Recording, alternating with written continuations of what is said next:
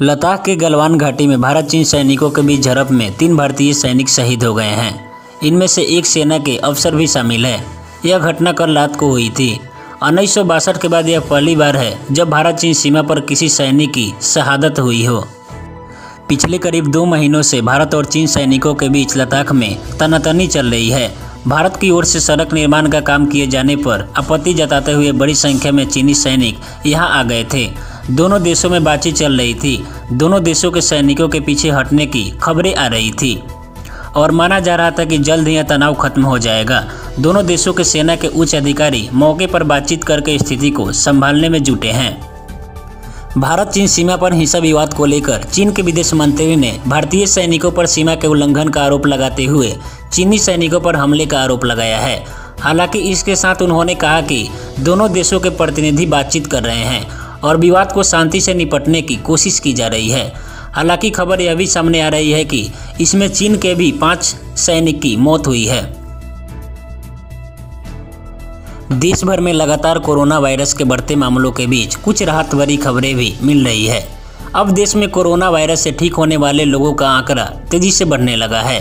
पिछले 24 घंटे के अंदर देश में कोरोना वायरस से 10,000 से अधिक लोग ठीक हुए हैं और देश में कोरोना वायरस का रिकवरी रेट बढ़कर 52.46% तक पहुंच गया है और इस मामले में भारत की दर विश्व की दर से आगे है।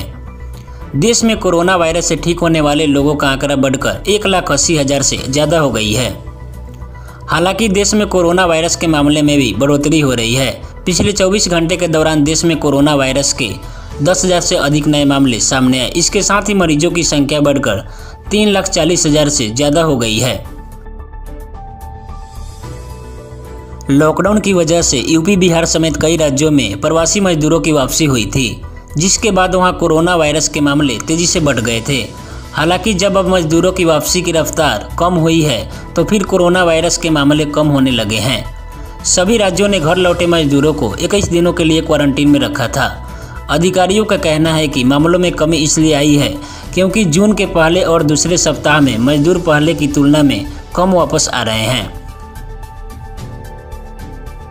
दिल्ली के स्वास्थ्य मंत्री सत्येंद्र जैन का कोरोना वायरस टेस्ट निगेटिव आया है। सत्येंद्र जैन को कल रात सांस लेने में दिक्कत और तेज बुखार के बाद अस्पताल में भर्ती कराया गया था। इसके बाद आज उनका कोरोना टेस्ट कराया गया जो निगेटिव आया है।